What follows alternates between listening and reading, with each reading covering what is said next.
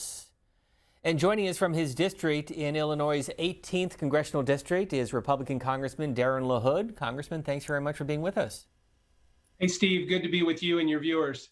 I know tourism is a pretty big part of your congressional district, and I know that's been an issue in recent days. How do you see that coming back in the months ahead? Well, I think it's going to be tough. Getting people to get on airplanes or to get on buses or to travel to crowded museums is going to be tough.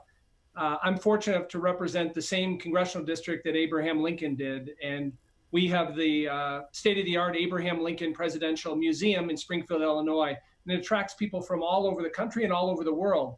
But it's going to be difficult, I think, to get people back to places like the Lincoln Museum and other places. We also have some of the best hunting grounds anywhere in the Midwest for turkey and for deer and for ducks.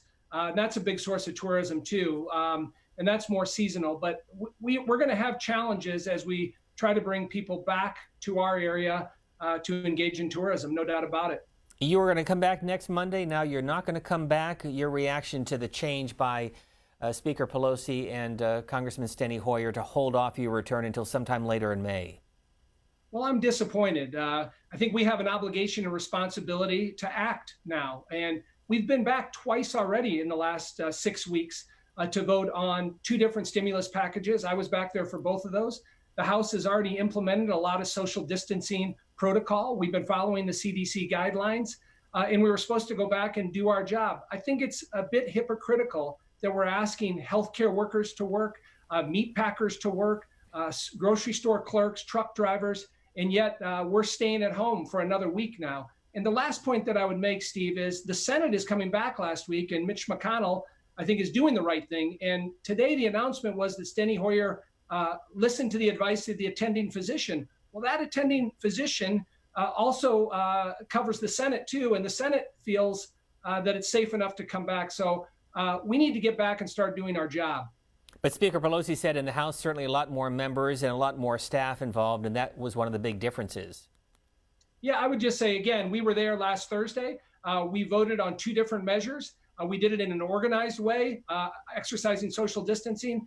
And remember, people all across this country right now, that many of them on the front lines in the healthcare industry are doing the exact same thing. And again, I think that's part of our job, is to step up and to lead. And we're not doing that by sitting at home. What has the last 5 to 6 weeks been like for you, for your family, for your constituents? Well, it's been disruptive. It's been different. It's been challenging like everybody else. My wife and I have 3 teenage boys who have been home with us a lot more. And so dealing with e-learning and obviously getting very comfortable with Zoom and Blue Jeans and Skype and doing everything from home. But we've been hunkered down at our home in Peoria like everybody else and been complying with things. But communicating has been a lot different. If you think about our job as members of Congress, we vote, we do a lot of constituent service, and we advocate for our districts. And now you have to do that through a different form of communication. And from the time I get up early in the morning till I go to bed, I'm texting or emailing or on a conference call, doing at least 2 of those things, advocating for my district and doing a lot of constituent service. Is your wife and family used to having you home so often and so long? Well, no. If there's one silver lining in all this, though, it is being at home with our 3 sons and my wife. That's not something we're used to.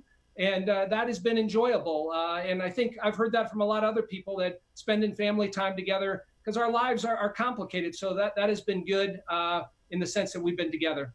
You represent the same district your dad, Ray LaHood, represented. He went on to serve in the Obama White House. How's he doing? He's doing well. I talk to him about every other day. Of course, like any dad, he's got lots of advice. And he's doing well. Him and my mom are healthy. They have 16 grandkids. And what I'm really trying to get him to focus on is college funds for grandkids, Steve. Spoken like a father and a grandfather. What is the biggest challenge you see when you return to Washington? Because they're talking about another CARES Act, $2, $3, $4 trillion, the numbers we've been seeing bounced about. What's going to happen? Well, Steve, I think obviously the federal government plays a big role in what we do in getting people through this difficult time. We've never dealt with this before. But let's remember, we've now spent close to $3 trillion over the last 4 weeks here. I want to see how that money gets spent, how it gets used. I think the PPP program has been very impactful in my district to small businesses. But remember, we're putting all this on a credit card and we're going into debt. And eventually there's going to be a debt bomb. So I think we have to respond appropriately. And as Secretary Mnuchin said, our response is kind of like a baseball game. It's 9 innings. And we're in inning 4 or 5 right now. And so there'll be further things we have to look at and adapt. But I think we have to be nimble. But the biggest thing, I think, is getting our economy back going again. We can't spend our way out of this, Steve. And so we have to look at how we transition, how we tier, how we balance getting our economy going again. And that's something I hear an awful lot about in my district, which, of course, is downstate central Illinois. And finally, the one-state-fits-all approach with some governors. Your situation is different from Chicago. How do you think the governor should deal with stay-at-home orders moving ahead? Well, I was disappointed that the governor earlier, I get the end of last week, kept the shelter in place for the entire state. Remember, we are much different than Chicago. 75% of the state of Illinois is farmland. And we've been lucky. We haven't had the infection rates. We haven't had the cases. We haven't had the outbreak that Chicago has had. I've recommended that we go to a tiered approach. Tier 1 is Chicago, which is a hot spot. But Tier 3 is places like Peoria and Bloomington Normal and Springfield and Quincy. We need to be treated differently.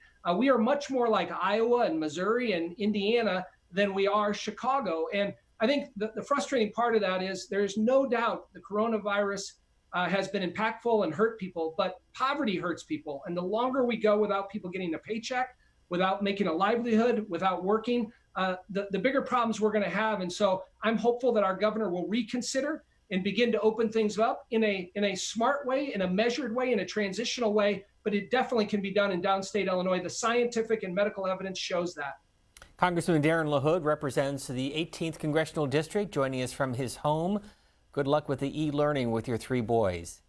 Thank you, Steve. Good to be with you. We appreciate it, Congressman.